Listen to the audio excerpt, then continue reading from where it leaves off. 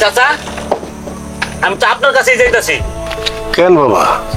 চাচা, আপনি আমার কাছে টাকাটা নিয়েছেন আজকে কতদিন হলো? টাকা নেওয়ার সময় বলছেন 1 মাস পরে টাকাটা দিয়ে দিবেন। আজকে 3 মাস হয়ে গেল আপনি আমার টাকা দিতেছেন না কেন? আপনি আমার সাথে দেখাও করেন না? আপনি আমাকে দেখলে দূরের থেকে আপনি সাইড কেটে দেন, কোন কারণে? আমি কি টাকা দিয়ে আমি ভুল করছি? বাবা কয়েকটা দিন ধৈর্য ধরো, টাকা বাবা সময় মতো পাওয়া যাবা। চাচা, আর কতদিন ধৈর্য ধরবো বলেন? আপনি ধৈর্য ধরতে ধরতে 3টা মাস হয়ে গেল, কিন্তু আপনি টাকা দিচ্ছেন না।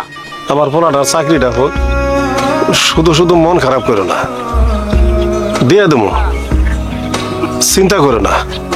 শোনেন চাচা, আপনার 2টা ছেলে মেয়ে দুটোটাই বেকার, কারো চাকরি হবেও না, আপনিও আমাকে টাকা দিতে পারবেন না। বাবা আমিও তো একটু অসুস্থ আছি। শোনেন, 3 দিনের ভিতরে আমার টাকাটা দিবেন। আর যদি 3 দিনের ভিতরে আমার টাকাটা দিতে না পারেন, তাহলে যে ইসলামে আমার সই দিয়েছিলেন আপনার এই বসত বিটা আপনি আমার নামে লিখে দিবেন। কথাটা যেন মনে থাকে, কারণ আপনি মাঝে মাঝে অসুস্থ হয়ে যান, কবে ঠাস করে মারা যান, কোনো স্টেশন নাই। পরে আমার টাকা কে দিবে বলেন? দলিলে যে আমার কাছে সিগনেচার দিচ্ছেন, টাকা দিতে না পারলে আপনার এই বসত বিটা আপনি আমার নামে লিখে দিবেন। কথাটা যেন মনে থাকে। আমি গেলাম।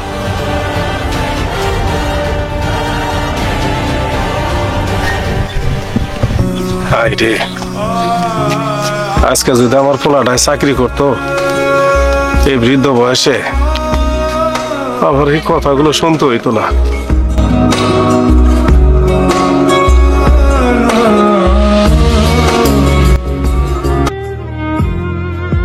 আজকে যদি তুই চাকরি আসা না করে রিক্সাও চালাইতে, তাও আজকে বাবার এত কথা শোনা লাগে না। তোর মতো ছেলে দেখবে বাবার এত কথা শোনা লাগে? আমি তো মেয়ে মানুষ, চাকরি করতে পারি না, তুই তো একটা ছেলে মানুষ, তুই পারিস না? প্রয়োজন পড়ে আজকে থেকে আমি রিক্সা চালাবো, দিন মজুরি করবো, কুলিগিরি করবো, তারপরে বাবার এমন অপমান আমি সহ্য করতে পারবো না। তুই তো বাবার সন্তান না, এজন্য তো শরম করে না বাবার এত কষ্ট দিতে। তুই যদি বাবার সন্তান হইতি, ঠিকই এতদিন চাকরি করে ফেলাইতি। দেখ বোন, অপমান করিস না, আর আমি আর সহ্য করতে পারতাছি না। ওইসে থাক, তোর এসব কথা তোর পকেটে রাখ। এই পর্যন্ত কত বড় হইছস, তোর কি শরম লজ্জা কিছু নাই? আমার মতো একটা শিয়ান বোন তোর ঘরে, তারপরে তুই বেকার ঘরে বসে থাকিস, ভাবতেও ঘৃণা লাগে। দেখ, চাকরির পিছে ঘুরতে ঘুরতে অনেক ই করতেছি, কষ্ট পাইতেছি, আর আমার কষ্ট দিস না। আমি আজকে থেকে যা পামো তাই করবো।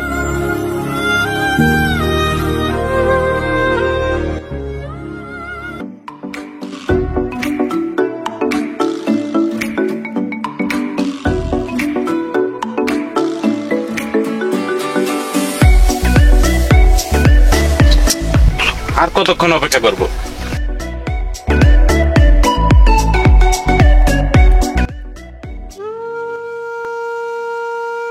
তুমি এতক্ষণে তোমার আসার সময় হয়েছে? বাড়িতে অনেক কাজ ছিল, সব কাজ শেষ করে তারপরে আমি আসছি। আমার সময়ের কি তোমার কাছে কোনো দাম নাই? আমি এত কিছু বুঝি না, আমার বাড়ি থেকে আমার অনেক চাপ দিতেছে বিয়ের, আমি তোমার আর সময় দিতে পারবো না। দেখো, আমার ভাইটা কিছুই করে না, বাবাটা খেতে একটু একটু কাজ করে আমাকে সংসারটাই শুধু চলে। ভাইটা একটা চাকরি নেক, তারপর বাড়িতে আমি আমার বিয়ের কথা বলবো, তোমারও আমার বাড়িতে নিয়ে যাবো। তার আগে তুমি আমার কিছু করো না। তুমি তোমার বাসায় যত তাড়াতাড়ি পারো বিয়ের কথা ফাইনাল করো, আমার হাতে সময় নাই। আমি তোমার 1 সপ্তাহ সময় দিলাম, 1 সপ্তাহের ভিতরে তুমি যা করার করো, আমি আর তোমার সময় দিতে পারবো না। আমাকে যদি বাড়ি থেকে আমাকে বিয়ে করে দেয়, আমি কিন্তু কিছু করতে পারবো না। আমি গেলাম।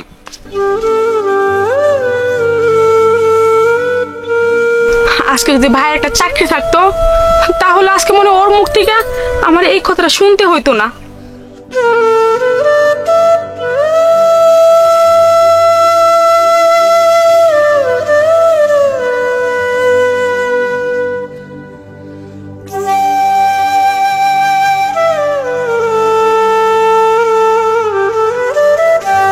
আসসালামু আলাইকুম কবির ভাই। ওয়ালাইকুম আসসালাম ভাই। ভাই ভালো আছেন? আলহামদুলিল্লাহ ভাই, ভালো আছি। আপনার চাকরি কি অবস্থা ভাই? ভাই আমার সংসারটা অনেক অভাব-অনটনে চলতেছে। আমার বাবা প্রতিনিয়ত অপমানপদস্থ হইতেছে। একটা চাকরির আমার খুব প্রয়োজন ভাই, যদি চাকরি একটা পাই খুব উপকার হবে। ভাই আমার এনে তো একটা ছোটখাটো চাকরি আছে, আপনি করবেন? কি বলেন ভাই? আমি তো মনে করবো যে চাকরি না, এটা আমি কি বলে প্রকাশ করবো, আমি কি পাবো? ভাই খুব উপকার হয় একটা চাকরি দিলে আমারে। আচ্ছা, আমার বন্ধুর এখানে একজন লোক লাগে, আমি আপনাকে কালকে নিয়ে যাবো না ওখানে, আপনি আইসেন। আচ্ছা ঠিক আছে ভাই, খুব উপকার হইলো ভাই। আসসালামু আলাইকুম ভাই। ওয়ালাইকুম আসসালাম। ভালো থাকেন। আল্লাহ, তুমি আমার একটা চাকরির ব্যবস্থা করে দিতেছো আল্লাহ। আমি এবার মনে হয় আমার বাপ মার কিছু কষ্ট দূর করতে পারবো, আমার বোনটারে বিয়ে দিতে পারবো আল্লাহ।